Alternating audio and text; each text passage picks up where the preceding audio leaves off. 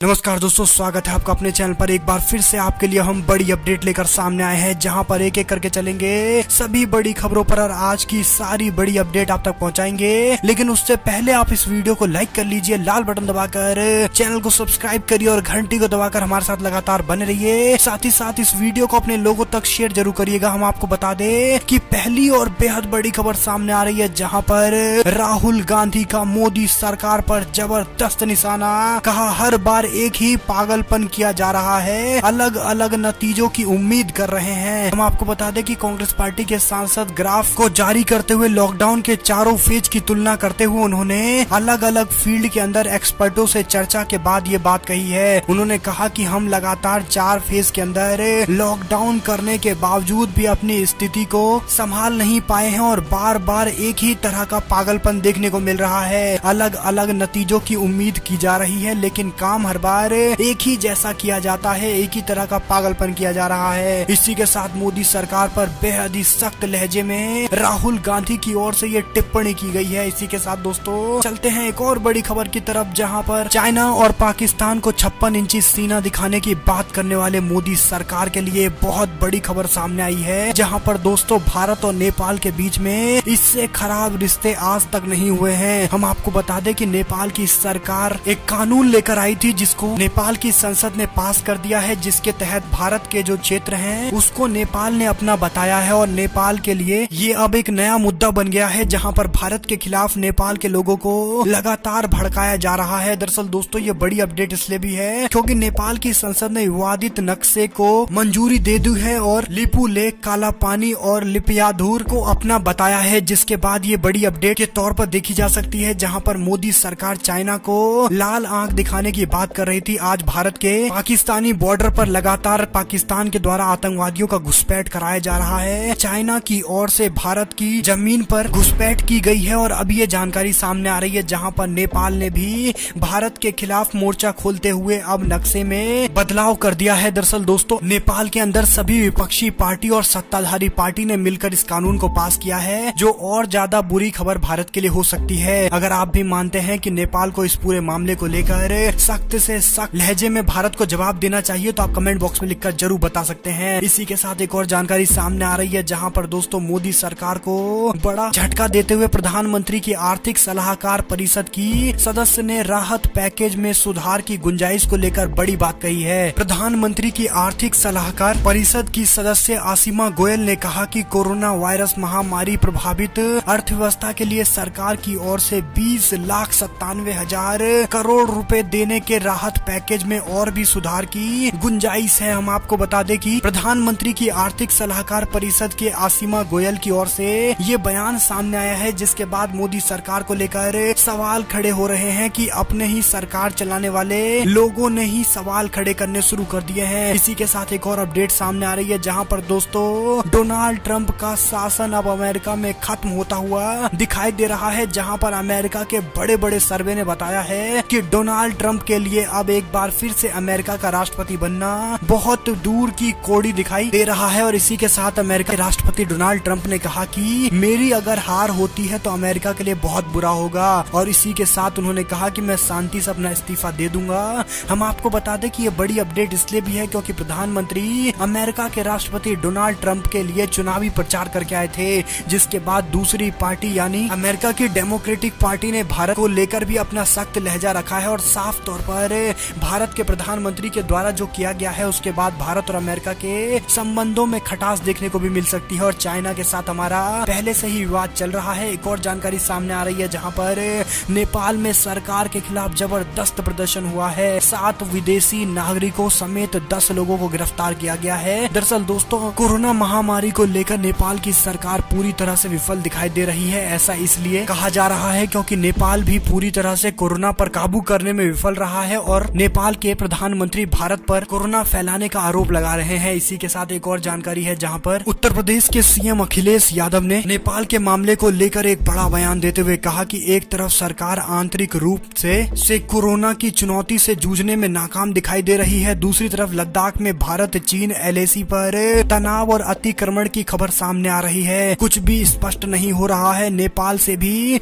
संबंधों में कटुता सामने आई है। भाजपा आंतरिक ब्राहा दोनों स्तर पर असफल सरकार चला रही है। और इसी के साथ अखिलेश यादव ने ये बड़ा बयान दिया है। एक और जानकारी सामने आ रही है जहां पर दोस्तों भारत के और चाइना के साथ लगातार तनाव की स्थिति को लेकर ये बड़ी अपडेट है, जहां पर बॉर्डर पर रोड बनाए जाने को लेकर झारखंड के मुख्यमंत्री सीएम सोरेन ने बड़ा कदम उठाते हुए भारत सरकार को अपने मजदूरों का योगदान देते हुए उन्होंने एक ट्रेन को रवाना किया है, जो अब LAC यानी line of actual control China के पास जाएंगे, जहां पर भारत अपना रोड बना रहा है और उस रोड बनाने की रफ्तार को और तेज किया जाएगा। लगातार भारत और चीन के बीच में तनाव की स्थिति को लेकर ये बड़ी जानकारी सामने आ रही है। और एक और जानकारी है जहां पर मोदी सरकार पर निशाना साधते हुए कपिल सिब्बल बोले, कहा मोदी से कहना चाहता हूं कि अब तो आप किस्मत वाले नहीं हैं। दरअसल बिहार के चुनाव के अंदर 2015 में प्रधानमंत्री कह रहे थे कि वह एक किस्मत वाले प्रधानमंत्री हैं, इसीलिए उनके आने के बाद लगातार तेल के दाम कम हो रहे हैं, जिस पर तंज कसते हुए कपिल सिब्बल ने कहा कि तेल के दाम लगातार बढ़ रहे हैं, अब प्रधानमंत्री किस्मत वाले नहीं रहे। और साफ तौर पर इशारों में उन्होंने कह दिया है कि बीजेपी को अब माफी मांगने का समय आ गया है। और इसी के साथ एक और जानकारी है जहां पर दोस्तों दुनिया भर के अंदर कोरोना वायरस के वैक्सीन ढूंढने को लेकर बड़े बड़े रिसर्चर काम कर रहे हैं। और इस बीच एक जानकारी सामने आ रही है जहां पर पतंजलि योग पीठ के CEO आचार्य बालकृष्ण ने दावा किया है कि कोरोना वायरस को फैलने से रोकने के लिए उन्होंने आयुर्वेदिक दवाई तैयार की है। उन्होंने दावा किया है कि इस चरण में क्लिनिकल ट्रायल पूरा हो जाएगा, जिसके बाद ये दवाई सामने आएगी। हम आपको बता दें कि इससे पहले भी योग गुरु बाबा रामदेव इस तरह का दावा कर रहे थे, लेकिन बाद में जब उनसे सवाल पूछे गए तो वो कहीं गायब नजर आए। और एक और जानकारी की माने तो मोदी सरकार पर निशाना साधते हुए कांग्रेस पार्टी के प्रवक्ता रणदीप सिंह सुरजेवाला ने कहा कि निराशा और असीम पीड़ा के 6 साल बीते हैं। मोदी सरकार का कार्यकाल पूरी तरह से निराशाजनक रहा है और असीम पीड़ा से बना हुआ एक शासनकाल मोदी सरकार का साबित हुआ है। और इसी के साथ एक और जानकारी सामने आ रही है जहां पर कांग्रेस पार्टी को लेकर लगातार हमलावर रहने वाली मायावती ने बीजेपी और योगी सरकार की तारीफ कर दी है। दरअसल दोस्तों यूपी में दलित उत्पीड़न मामले को लेकर की गई कार्रवाई पर मायावती ने संतुष्टि जाहिर करते हुए कहा कि देर आए दुरुस्त आए। इसी के साथ एक और जानकारी की माने तो अर्थव्यवस्था की लगातार हालत खराब होने के साथ साथ विचारधारा की वजह से अब भारतीय जनता पार्टी से युवाओं का मोह भंग होने की बड़ी जानकारी सामने आई है। हम आपको बता दें कि बड़े बड़े राजनीतिक पंडितों का मानना है कि कोरोना वायरस के कारण जिस तरह से देश के अंदर इतनी बुरी स्थिति देखने को मिल रही है और बीजेपी के द्वारा लगातार चुनावी प्रक्रियाओं में बढ़ चढ़कर हिस्सा लिया जा रहा है, लेकिन कोरोना के खिलाफ लड़ाई को लेकर बीजेपी के लोग पांव पीछे खींच रहे हैं। उसको लेकर अब सवाल खड़े करते हुए कई सारे युवाओं ने दिखा दिया है कि उनका मोह अब बीजेपी और खुद प्रधानमंत्री से भंग होता हुआ दिखाई दे रहा है। इसी के साथ लॉकडाउन में भारत से नेपाल लौटे मजदूर अभी भी पसोपेश की स्थिति में है, वह रोजगार का फिक्र भी कर रहे हैं और राष्ट्रवाद की चिंता भी सता रही है। दरअसल दोस्तों नेपाल सरकार ने जिस तरह से भारत के खिलाफ मोर्चा खोलते हुए राष्ट्रवाद को एक नई तूल देने की कोशिश की है, उसको लेकर नेपाल और भारत में काम करने वाले कई लोगों को समस्या का सामना करना पड़ रहा है। हम आपको बता दें कि भारत और नेपाल के बीच संबंध इतने अच्छे हैं कि भारतीय सेना के अंदर नेपाल के लोग काम करते हैं। यहाँ तक कि बड़ी संख्या में लोग नेपाल से आकर भारत के अंदर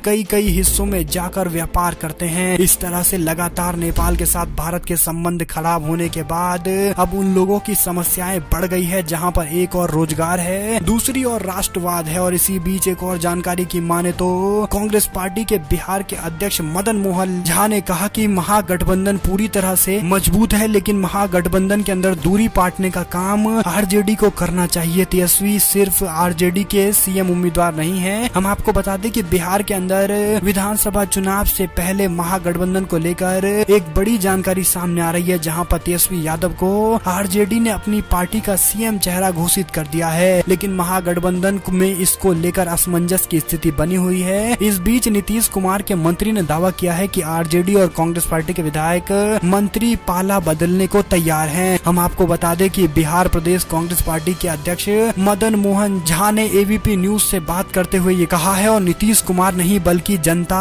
जीत की गारंटी देने वाली है। और इसी तरह से मदन मोहन झा ने स्पष्ट कर दिया है कि आरजेडी को सबसे पहले आगे आकर महागठबंधन के अंदर कितनी भी दूरियां हैं उन सभी दूरियों को पाटना होगा, क्योंकि वो सबसे बड़ी पार्टी है। किस तरह से आगे गठबंधन को बढ़ना है इसको लेकर एक साथ बैठकर बातें तय की जानी चाहिए। एक और जानकारी सामने आ रही है, जहां पर राजस्थान में विपक्ष के फोन कॉल टैप किए जाने को लेकर कांग्रेस पार्टी के नेता बीजेपी के नेता बड़ा आरोप लगाते हुए दिखाई दिए, जहां पर भारतीय जनता पार्टी के नेता का दावा है कि विपक्ष विपक्षी नेताओं के फोन टेप किए जा रहे हैं ताकि राज्यसभा चुनाव में इसका फायदा लिया जाए। और एक और जानकारी सामने आ रही है जहां पर राजस्थान में कांग्रेस पार्टी के विधायक दल की बैठक में जबरदस्त एकजुटता दिखाई दी है। 17 जून को मॉक पोलिंग कराई जाएगी, यानी चुनाव से पहले किस तरह से लोगों को अपना वोट डालना है इसको लेकर विधायकों को साथ मिलाकर तैयारी की जाएगी। और एक और जानकारी है जहां पर हिमाचल प्रदेश में बीजेपी के अंदर अंतर कलह की लगातार खबरें सामने आ रही है, जहां पर सीएम के वर्चुअल रैली से गायब दिखाई दिए कांगड़ा के सांसद किशन कपूर। और दरअसल दोस्तों हिमाचल प्रदेश बीजेपी के अंदर कुछ भी ठीक होता हुआ दिखाई नहीं दे रहा है और जल्द ही कुछ बड़ी खबरें भी सामने आ सकती है। एक और जानकारी की माने